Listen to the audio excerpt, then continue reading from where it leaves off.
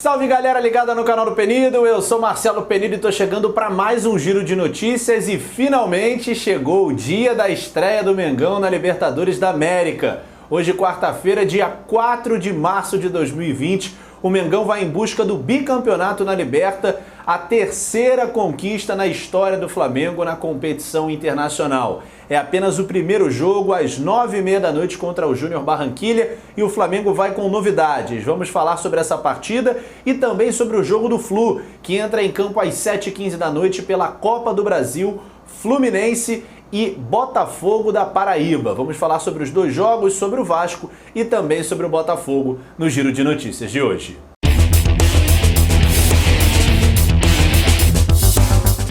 2019 foi um ano espetacular para o Flamengo. Eu acho que talvez seja a palavra que descreve melhor o que aconteceu na temporada passada com o rubro-negro. Foi um ano mágico. Depois da chegada do Jorge Jesus, o Flamengo ainda levou um tempinho ali para se ajustar, caiu na Copa do Brasil, mas depois, meu Deus do céu, se tornou uma máquina, o time a ser batido na América do Sul. E assim conquistou Libertadores da América e Campeonato Brasileiro num espaço de 24 horas, um feito inédito. O Flamengo quebrando todos os recordes no Brasileirão, na Libertadores da América, numa virada épica, com direito a uma atuação espetacular também, por que não, do Gabigol. O Flamengo conseguiu vencer os dois principais títulos em disputa estando aqui no Brasil. Para os argentinos, o campeonato argentino é mais importante que o Brasileirão e tal, mas a gente sabe que em termos de dificuldade, o Brasileirão é disparado o campeonato mais difícil de ser vencido em toda a América do Sul. E aí eu não vou nem entrar no critério técnico, tá? Mas em termos de dificuldade, é um dos mais difíceis do mundo, porque tecnicamente a gente até tem competições muito superiores ao Brasileirão, mas com duas ou três equipes, né, que se colocam como protagonistas. No Brasil, pode até ser nivelado um pouco mais por baixo, mas a quantidade de candidatos normalmente é muito grande. Nesse ano isso não vai acontecer porque o Flamengo, como a gente sabe, se coloca como protagonista absoluto em todas as competições em âmbito nacional. Na Libertadores, eu não aponto o Flamengo como o favorito, mas como um dos favoritos. Por quê? A competição tem um caráter diferente, é eliminatório, tem algumas equipes com muito peso, muita tradição nesse tipo de competição, isso pesa. A arbitragem é sempre problemática para os times brasileiros e a gente não pode desprezar, por exemplo, um River Plate. A gente viu a dificuldade que foi para o Flamengo ganhar do River Plate na final do ano passado. Então a gente tem times de muita tradição, muita camisa, e então por isso eu não coloco o Flamengo como favorito absoluto na Libertadores, mas com certeza está no grupo das equipes com mais chances de vencerem o título no final da temporada. E a trajetória começa hoje, 9h30 da noite, lá na Colômbia contra o Júnior Barranquilla. Primeira rodada da fase de grupos, o Mengão no grupo A, além do Júnior tem ainda o Independiente del Valle, que o Flamengo teve a oportunidade de vencer na Recopa, e o Barcelona de Guayaquil. Esses dois times são equatorianos. O Flamengo é favorito para passar em primeiro? É favoritíssimo. E é muito importante que o Flamengo pontue. Empatar fora de casa é um resultado ruim? Não. Mas para o time que o Flamengo tem, bom mesmo é vencer todos os jogos. Por quê? Se coloca como um dos times com a melhor campanha da fase de grupos, o ideal é terminar com a melhor campanha, porque aí, independente do adversário que vier na fase de mata-mata, o Flamengo decide em casa, no Maraca lotado, com o apoio da torcida, e a gente sabe que isso faz muita diferença. Para o jogo da noite de hoje, teremos novidades. A gente já sabe que o Flamengo tem 4 desfalques: Rafinha, Rodrigo Caio, William Arão e Bruno Henrique. Na lateral direita, a dúvida, João Lucas ou Berrio. Acho que o Jorge Jesus vai optar pelo Berrio, contrariando a vontade de muita gente que tem desconfiança com o atacante rubro-negro. Essa não é a posição de origem dele, mas é um cara mais experiente e para um jogo como esse é preciso certa maturidade. O João ainda oscila um pouco, Mas vamos ver, o João é muito bom jogador. Se o Mister optar por ele, também acho que a lateral estará em boas mãos. Na zaga, o Léo Pereira assume a posição do Rodrigo Caio, no meio de campo Thiago Maia entra na função do Arão, e no ataque, gente, muito provavelmente a gente vai ter Michael e Gabigol. O Michael teve uma longa conversa com Jorge Jesus no treino dessa terça-feira, a última atividade antes dessa partida. Ele está muito bem, embora tenha chegado agora no clube, parece que já está há mais tempo, demonstrando entrosamento principalmente com o Gabigol, rola uma sintonia entre os dois. No último jogo contra a Cabo Friense, cada um deu passe para o outro marcar o seu gol, então vai mostrando que tem química. Claro que o Bruno Henrique tem um entrosamento muito maior, é um dos protagonistas desse time, em 2019 se colocou como um dos caras dessa campanha, mas não vai poder jogar. Tem ali à disposição o Michael, o Vitinho, o próprio Pedro, e acho que o Michael é mesmo a melhor opção. Ele tem uma vocação, uma facilidade para driblar que é impressionante, e isso quebra as linhas de defesa adversárias. Isso é muito importante, ainda mais quando o jogo fica truncado. Ele vai para dentro, não tem medo, embora ele seja pequenininho, não está nem aí para o tamanho do marcador. Isso é muito legal e é a cara do Flamengo. Então, acho que o Flamengo vai com o Michael no ataque. São novidades em relação ao time principal do Flamengo, mas são novidades que agradam. Bom mesmo era ter Rodrigo Caio? Era. Bom mesmo era ter Rafinha, Bruno Henrique? Claro. Na situação ali do William Arão, acho que o Thiago Maia realmente se equivale.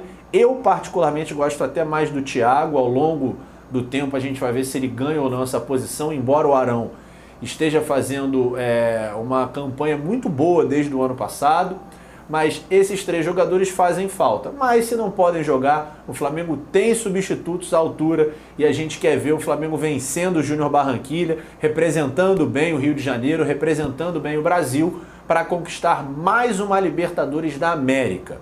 Também nessa quarta a gente vai ter o Flusão em campo, 7h15 da noite, Copa do Brasil, Fluminense e Botafogo da Paraíba. O jogo é no Maracanã, é um jogo fundamental para o Fluminense, que está em formação, só fez 11 jogos nessa temporada, são 11 jogos sob o comando do Odair Hellmann, é muito recente qualquer julgamento do trabalho dele, mas a gente também não pode ser hipócrita. Clube grande precisa de resultado. Não dá para apresentar resultado ruim, principalmente em momentos estratégicos. Você não pode ser eliminado de uma Copa Sul-Americana na primeira fase, principalmente se você estiver duelando contra um time inferior, como foi o caso do União La Calera. Então, o Flu precisa dar uma resposta na Copa do Brasil, porque é a outra grande competição que o Flu disputa no ano e rende uma baba, uma nota. O Fluminense não pode abrir mão das premiações que receberá avançando de fase. E contra o Botafogo da Paraíba, que tem um investimento muito inferior ao do Flu, passa a ter a responsabilidade de se classificar. O jogo é no Maraca, empate leva a decisão para os pênaltis. O Odair Hellmann vem sendo criticado por muita gente internamente, como eu disse, qualquer avaliação de trabalho nesse momento é precoce, porém a gente também não vai tapar o sol com a peneira. Tem coisas boas no trabalho dele e tem coisas ruins. Insistir com o Henrique é dar um tiro no pé. Tá vendo que tem um outro jogador fazendo um papel melhor? Tem que dar a vaga para quem está pedindo passagem. O próprio Digão, ele está insistindo demais quando tem o Matheus Ferraz, que está numa fase melhor. Pelo menos o torcedor quer ver. Então, o torcedor é o principal ativo do clube e a palavra dele tem que valer de alguma coisa. Até porque não é um jogador que está jogando bem e a torcida está pegando no pé. É um cara que não está bem e não é de hoje, convenhamos. É um jogo fundamental, o Flu precisa vencer, precisa da classificação para ter tranquilidade e moral para a sequência da temporada. Na quinta, o Vasco também joga no Maraca, também pela Copa do Brasil, enfrenta o ABC, a situação do Vasco é ainda mais complicada, o Abel Braga também está no início de trabalho, os elementos que ele tem na mão talvez sejam até inferiores, porque o time do Vasco é muito limitado, a questão da grana está pesando, os jogadores estão em protesto contra os atrasados sem conceder entrevistas. Isso está incomodando muito o Campelo, mas ele não tem moral nenhuma para reclamar, porque ele promete coisas que não cumpre, se mantém ausente, omisso, sem falar em momentos de crise. Isso incomoda muita gente, principalmente o torcedor. Os jogadores também já não têm mais paciência. Então, evidentemente, é um cenário muito conturbado para ser administrado. A diretoria fez uma convocação para que a torcida lote o estádio. A gente sabe da força, da paixão do torcedor vascaíno. Historicamente, é uma das torcidas mais engajadas do país. Construiu o seu próprio estádio no passado. No ano passado, deu mais uma demonstração absurda de amor, com um time que estava ali lutando para não ser rebaixado, aderiu em massa a um programa de sócio-torcedor. As torcidas rivais brincam, falam, um plano de R$ 1,99... O time do Vasco não estava valendo nem 99 centavos e a torcida foi lá e comprou o barulho, não importa a grana, é por sentimento, é por amor. Foi uma demonstração de carinho muito bacana, só que isso não se reverteu em nada para o torcedor em 2020.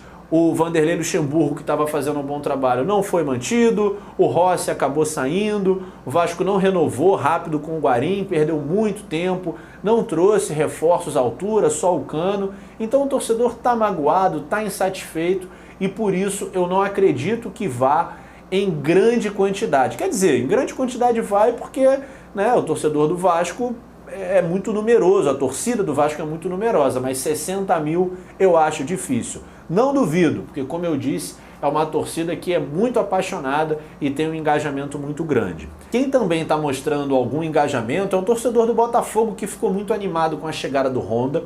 Ele já está regularizado, pode estrear no sábado, dia 7, contra o Flamengo. Embora o Autuori tenha dito recentemente que não sabe se ele terá condições de jogo, mas é uma expectativa e ficaria ainda mais motivada a torcida do Botafogo com a chegada do Touré, que não está 100% descartada, mas nesse momento as negociações estão encerradas, oficialmente encerradas.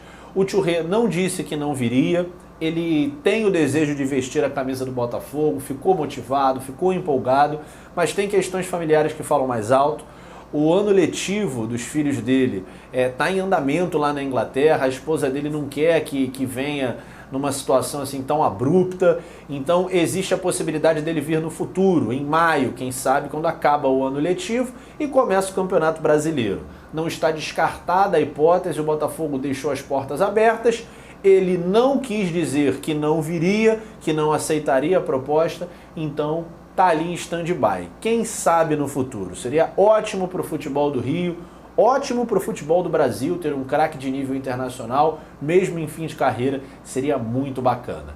Então, galera, logo mais, 7h15 da noite, Flusão na Copa do Brasil, 9h30 da noite, Mengão na Libertadores da América. Você vai acompanhar aqui no canal do Penido, o jogo vai ser televisionado na TV Globo, hein? Para a galera que estava com saudade de assistir aos jogos do Flamengo, o jogo será exibido, mas é claro que você vai acompanhar aqui no canal do Penido, não vai perder a melhor transmissão do Mengão no canal do Penidão, né? Deixa aí seu like, dá essa moral pra gente, deixa também seu comentário, é muito importante. E se por acaso for novo no canal, clica aqui no botãozinho vermelho, se inscreva, ative as notificações clicando no sininho e aí você vai receber os avisos do YouTube quando a gente postar novos vídeos. Valeu, galera, até a próxima!